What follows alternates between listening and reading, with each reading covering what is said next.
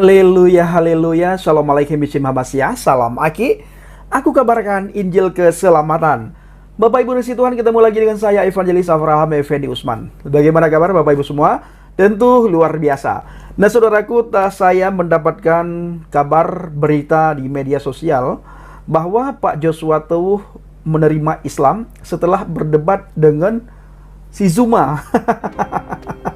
Kadang geli ya membaca apa yang beredar di channel saudara-saudara kita, tetangga kita dari seberang, khususnya para mukhalaf. Mereka menyebarkan kabar, yang pertama kabar hoak, kabar bohong, kabar burung, gunanya Bapak Ibu untuk menyenangkan hati penontonnya. Di mana nanti mereka akan bertepuk tangan bersorak-sorai, lalu mereka berkata, Alhamdulillah wa syukurulillah, Subhanallah. Akhirnya Pendeta Joshua Teuw mendapatkan hidayah, ya, mendapatkan hidayah masuk agama Islam, meninggalkan Yesus sebagai Tuhan dan Juru Selamat. Ini diberitakan dalam hari-hari ini Bapak Ibu, dan ini heboh di kalangan mereka sendiri. Padahal kita biasa-biasa saja saudara. Kenapa? Karena kita tahu siapa Pak Pendeta Joshua Teuw, ya, bagaimana ajaran beliau dan bagaimana beliau berpegang pada firman Tuhan, pada Yesus HaMasiah, Yesus Kristus. Dan beliau tidak main-main dengan yang namanya keselamatan. Saya kadang tertawa ketika melihat isu yang mereka gorengkan Bapak Ibu. Begitu berani mereka memberitakan kabar hoak, kabar yang tidak benar, kabar yang tidak baik. Dan memang saudaraku, mereka suka yang begitu-begituan, suka kabar hoak, mereka suka yang diserupakan. Kalau kita suka yang asli, dari sumber yang asli, justru kalau di tetangga kita Bapak Ibu kebalikan daripada itu. Mereka suka yang hoak, yang tidak asli. Mereka suka yang diserupakan. Dibuat judul maupun thumbnail, Pendeta Joshua Teuw akhirnya menerima Islam setelah debat dengan Bang Zuma, Julius HMC, Ustadz Wafi, dan Al-Ayyubi. Mereka lagi menghibur diri mereka sendiri, dan mereka lagi menghibur penonton Bapak Ibu.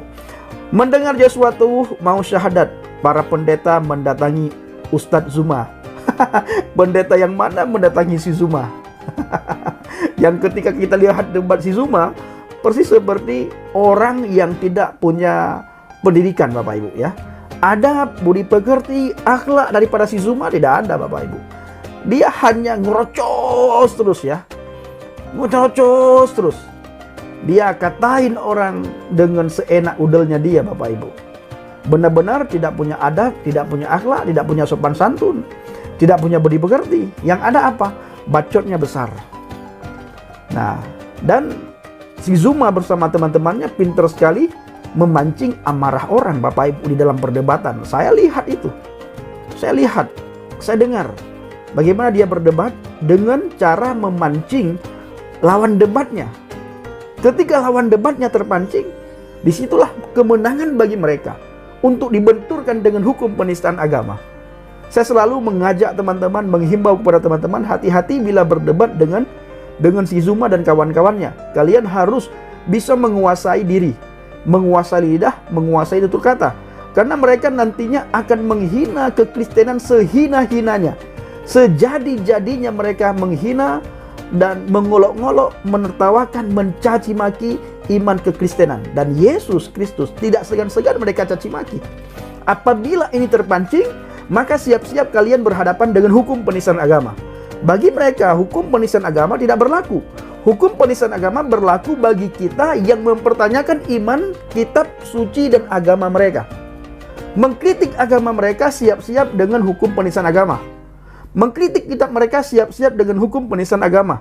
Mengkritik junjungan mereka siap-siap dengan hukum penistaan agama. Bila mereka mengkritik, mencaci maki, bahkan menghina, mengolok-ngolok, menertawakan, mencemooh iman kekristenan, Yesus, kitab suci kita, dianggap oleh kebanyakan orang dari golongan mereka Bapak Ibu, mereka lagi berdakwah, lagi menyampaikan kebenaran. Kebenaran dan dakwah yang mereka sampaikan dengan cara hinaan, cacian, dan makian terhadap iman kekristenan. Nah, itu dakwah mereka Bapak Ibu. dengan menghina iman kekristenan, mencaci maki kekristenan. itu dakwah bagi mereka.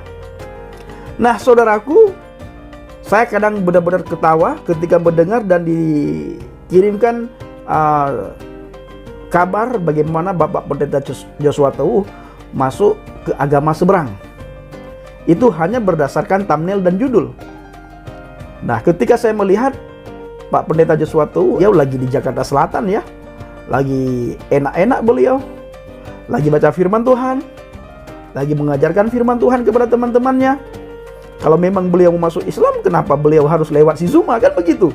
Karena kita sering sekali melihat Pak Joshua Teguh bersama dengan intelektual Islam, sering bertemu dengan Habib Kribo, sering juga bertemu dengan Habib-Habib yang lain dan petinggi-petinggi Islam yang lain, sering bertemu. Masa ketika ketemu dengan anak SD yang tidak punya adab, budi pekerti, akhlak, beliau rela meninggalkan iman kekristenan? Ini kan tanda tanya Bapak Ibu. Tapi itulah isu yang mereka goreng. Ya, mereka suka yang hoak-hoak, suka berita yang diserupakan. Mereka tidak suka berita yang asli Bapak Ibu, dari sumber yang asli. Itu mereka tidak suka. Nah, saudaraku, Alkitab mengajarkan kepada kita semua dalam Injil Yohanes 15 ayat yang ke-6. Barang siapa tidak tinggal dalam aku, ia dibuang keluar seperti ranting dan menjadi kering. Kemudian dikumpulkan orang dan dicampakkan ke dalam api lalu dibakar. Ya, barang siapa tidak tinggal di dalam aku. Ini saudara, bukan saja bagi orang di luar kekristenan. Bagi orang Kristen sekalipun, ayat ini berlaku. Jadi orang Kristen KTP, Kristen keturunan, Kristen lingkungan, Kristen karena orang tua, Kristen karena lahir dari kalangan orang Kristen, Kristen pernikahan, Kristen karena pacaran, dan Kristen tidak tinggal di dalam Kristus, tidak tinggal dalam firman, orang itu akan dicampakkan ke dalam api lalu dibakar. Ini orang Kristen. Coba bayangkan bagaimana mereka yang menolak iman kekristenan, yang menghina Yesus, mencaci maki Yesus, mengolok-olok Yesus, menolak keselamatan itu. Kemana orang-orang itu Bapak Ibu? Ini perlu kita pikirkan. Orang Kristen saja yang tidak tinggal di dalam firman, ibaratnya seperti ranting Bapak Ibu, tidak guna. Nah saudaraku, orang Kristen saja yang tidak tinggal di dalam Kristus, tidak tinggal di dalam firman, itu diibaratkan seperti ranting yang dicampakkan lalu dipungut oleh orang-orang, dijadikan kayu bakar saudara. Nah, bagaimana dengan orang yang menghina, mengolok-olok kekristenan, mencaci maki kekristenan? Bagaimana nasib orang itu? Inilah tugas kita Bapak Ibu. Memberitakan kabar baik, memberitakan kabar sukacita, memberitakan Injil kepada mereka. Kenapa? Karena selama ini mereka mendengar bahwa Yesus yang mati di salib itu adalah bukan Yesus, tetapi yang diserupakan.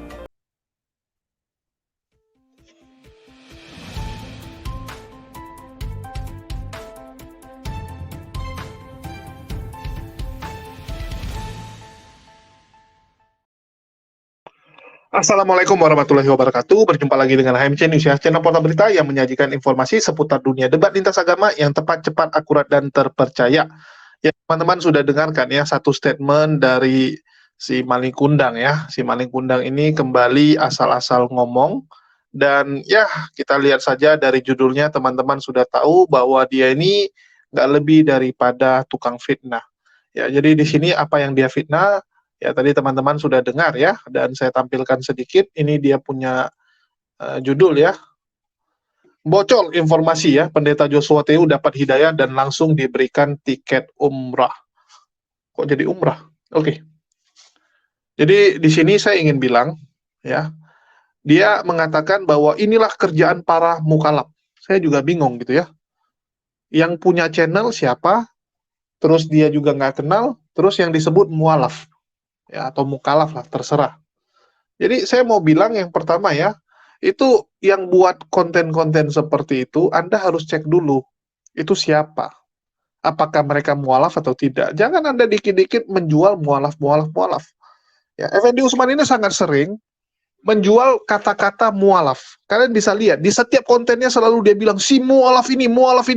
Saya bingung gitu. Kenapa dia begitu hobi menggunakan kata mualaf? Ya, saya nggak tahu apakah dia punya dendam dengan mualaf atau apa. Anda harusnya cek dulu ini konten siapa. Anda sebut saja namanya. Oh, konten milik si A, ya, milik si Rudi, milik si Wak Donat, milik siapa gitu. Oke, jelas gitu. Ini nggak mualaf gitu.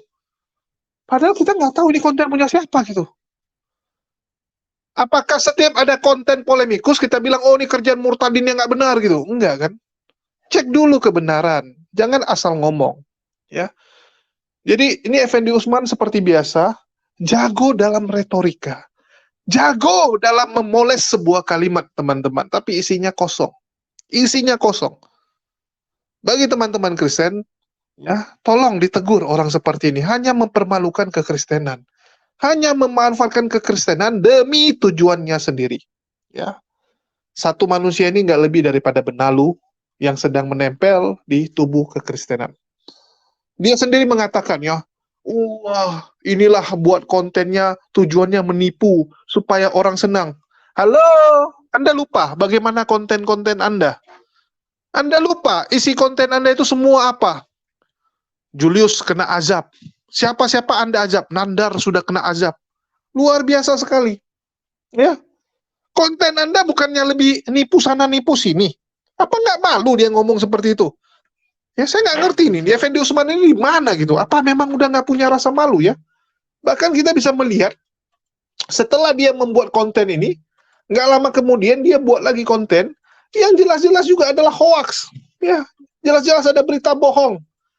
Teman-teman bisa lihat di sini, ya. Setelah debat sengit, akhirnya Effendi Usman kembali ke agama lamanya. Tujuannya apa? Clickbait. Ya, tujuannya apa? Clickbait. Supaya orang penasaran. Ya, setelah debat sengit dengan pemuda ini, akhirnya Effendi Usman kembali ke Islam. Ya, kapan Anda kembali ke Islam? Ini kan tujuannya cuma apa? Mengolok-olok supaya orang banyak yang nonton, supaya orang penasaran. Ya, padahal nggak ada dia sama sekali nggak ada istilahnya dia bertobat. Ya, nggak ada dia ini menyadari kesalahannya, nggak ada. Cuma untuk apa? Buat konten. Inilah satu manusia ini aslinya. Ya. Aduh, saya nggak ngerti kenapa kerjaannya nipu-nipu. Ya, dan teman-teman bisa lihat juga konten-konten dia sebelumnya ya. Bagi teman-teman yang belum tahu, kalian lihatlah kontennya nih. Entah apa-apa aja. Ya, saya paling sering nih dapat kabar tadi siang. Ya, saya bonyok dihajar akibat menyebarkan fitnah gitu kan. Bukannya yang bonyok itu Anda. Bukannya yang kecelakaan itu Anda. Ya, selalu dia buat, wah nih lagi kan. Difitnah sana, difitnah sini. Kok Agus dibilang kena azab. Kok Agus babak belur. Ya, Bang Nandar babak belur. Ustadz Kenama babak belur. Wah, semua orang babak belur dibuat. Ya, semua orang babak belur. Aduh, saya kadang-kadang miris melihat orang-orang yang seperti ini. Miris sekali gitu. Apa nggak malu? Apa nggak malu gitu buat konten-konten yang isinya berita-berita bohong? Terus Anda sekarang sok-sok gaya bilang, umat Muslim buat apa berita-berita seperti itu, mukalaf buat berita seperti itu. Dari mana ceritanya? Ya. Selalu buat gini, tonton sebelum dihapus, akan-akan siapa yang mau menghapus. Padahal yang hapus dia sendiri. Inilah kelakuan satu manusia ini. Ya. Saya nggak tahu apakah pantas disebut manusia apa tidak, karena komplain juga nanti manusia yang lain gitu. Jadi kalian sendiri bisa menilai ya, teman-teman Kristen, kalian sendiri bisa menilai siapa yang suka membuat konten-konten yang isinya nggak benar. Ya, kalau masalah Joshua Teo itu, ya kembali gitu. Joshua Teo menerima Islam. Menerima Islam, apakah dia mualaf? Ya belum tentu gitu. Bisa jadi dia menerima Islam, artinya sebagai agama yang paling banyak dipilih oleh orang-orang di Indonesia. Menerima agama Islam sebagai agama dengan pertumbuhan terbesar kan gitu. Selebihnya saya nggak tahu. Jadi kembali lagi, ya tolong sadar lah gitu. Minimal ada rasa malu lah.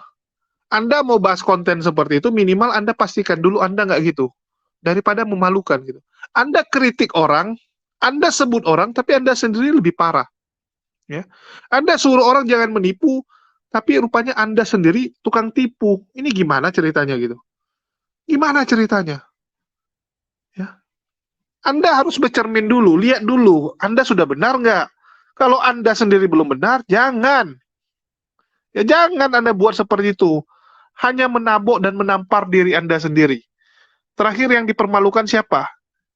Bukan siapa sih, bukan umat muslim yang dipermalukan. Anda sendiri yang dipermalukan, Effendi Usman. Jadi mereka ini kebiasaan ya. Supaya kontennya laku, supaya kontennya rame, dibuat judulnya bombastis.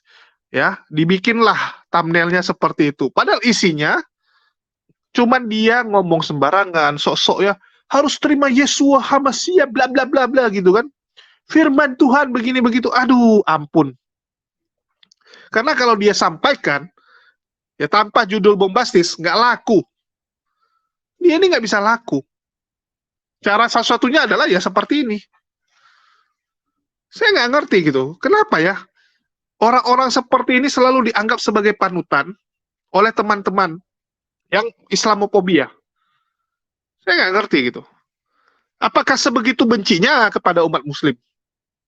Ya, orang-orang Islamofobia ini segitu bencinya gitu. Apa salah Islam? Terus kalian mau apa gitu? Ya sudah, kalau nggak senang, ya kalian mungkin cari aja tetangga kalian yang Islam, terus kalian apain gitu. Lebih bagus seperti itu, to the point aja. Daripada kerjanya itu ya membiayai penghujat-penghujat, membiayai tukang fitnah. Apa gunanya? Nggak ngerti saya. Ya, sungguh nggak ngerti saya melihat pola pikir orang-orang ini. Dan memang capek ya. Menghadapi orang-orang seperti ini sangat capek, teman-teman. Kita berkali-kali ingatkan, jaga kesatuan, jaga toleransi. Jangan jadi tukang yang kerjanya provokasi, adu domba, ya, membuat hujatan. Hanya demi apa? Demi perut kamu. Kamu nggak mikir orang-orang di bawah gimana. Si Effendi Usman ini santai-santai. Ya, dia hidup berlebihan. Dia hidup enak. Yang kasihan orang. Untuk masalah ini kalian lihat dulu lah. Siapa yang kira-kira pantas kalian dengar, mana yang tidak. Effendi Usman ini adalah murid Saifuddin, jangan lupa. Ya, dia ini adalah salah satu orang yang paling sering juga menghina Islam gitu kan, dengan mengatakan ajaran Islam ini nggak benar, ya ajaran yang benar ini gini. Aduh, kalau Anda merasa benar ya cukuplah untuk Anda simpan saja. Ya, semua orang pasti akan mengatakan kecapnya nomor satu kok. Tapi nggak perlu menjelekkan kecap orang, nggak perlu. Ya, Anda mau puji kecap Anda, silakan puji kecap Anda. Nggak perlu Anda jelek-jelekan kecap orang lain. Saya nggak ngerti itu, jujur ya. Capek sebenarnya lawan orang-orang seperti ini. Tapi ya, mau bagaimana lagi? Saya sudah katakan ya, kalau Allah masih memberikan saya kesempatan untuk mengcounter ini, ya saya akan counter. Tapi kalau nanti memang Allah sudah mengatakan stop, ya kita akan stop. Ampun sebenarnya, jujur ya. Capek sekali melihat para penghujat ini yang tumbuh begitu subur. 2 tahun lalu saya sudah meramalkan. Ya, bukan meramalkan sih, jadinya aneh.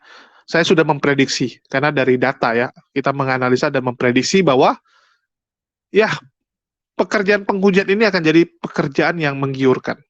Terutama bagi teman-teman yang Islamofobia. Dan terbukti ya, sekarang mereka tumbuh seperti jamur di musim hujan. Banyak sekali. Saking banyaknya saya sampai nggak hafal. Ada beberapa nama-namanya saya nggak hafal karena masih kecil juga gitu kan. Dan saya pikir ya udahlah nggak usah ditanggapi. Kalau ditanggapi semua malah nanti mereka jadi pansos. Malah kita yang membantu penghujat ini. Ya kalau kita tanggapi yang masih kecil-kecil itu. Tapi ya sudahlah. Ya, tapi ya mau gimana lagi? Kalau yang udah besar-besar ini ya mau nggak mau kita harus tanggapi. Kalau nggak nanti dia akan mengelabui orang, dia akan menipu orang. Jadi ini macam ya pekerjaan rutin jadinya. Mengcounter fitnahan dari para penghujat-penghujat ini. Jadi itu saja yang bisa saya sampaikan ya. Tolong bercermin. Dan teman-teman Kristen, ya kalian lihat sendirilah channel Effendi Usman itu. Konten, judul, isi gimana. Saya rasa kalian masih ada yang jujur ya. Masih ada teman-teman Kristen di sini yang jujur, yang bisa ya mengatakan hal yang sebenarnya. Bagaimana konten si Effendi Usman. Kalian yang nilai sendiri. Mungkin itu saja yang bisa saya sampaikan di kesempatan kali ini ya. Makasih buat teman-teman semua yang sudah mendukung dan juga teman-teman yang sudah membantu perjuangan kita ini. Di akhir kata saya ucapkan wassalamualaikum warahmatullahi wabarakatuh. Sampai jumpa di video-video kita berikutnya. Tidak ada jaminan keselamatan. Tidak ada jaminan keselamatan. Goblok! Apa firman Tuhan yang membuat Kak Cut begitu luar biasa terhadap kekristenan itu? Karena firman Tuhan berkata, kasihilah musuhmu. Dan di saat orang memaki kita, kita untuk mendoakan dia, berkatinya. Itu luar biasa. Ya, di agama kita ada Kak gitu. Ya, di agama kita ada Kak gitu. Ya, di agama kita ada Kak gitu. Nah, saudara bingung nggak kira-kira? Saya ngomong sendiri, saya jawab sendiri. Gila sendiri, jangan ajak orang lain gila. Orang ini adalah orang-orang yang tolong.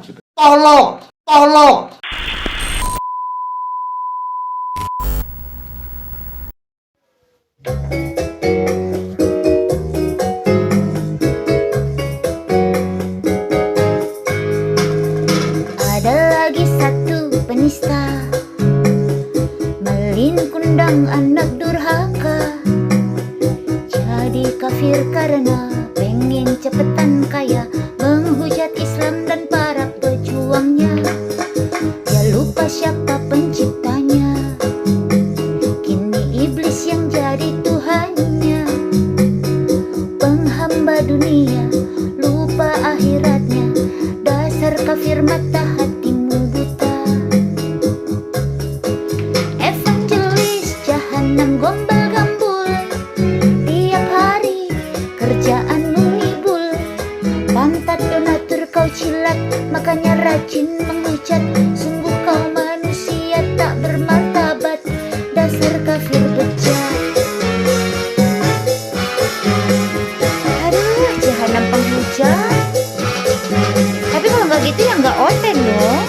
Ya kan?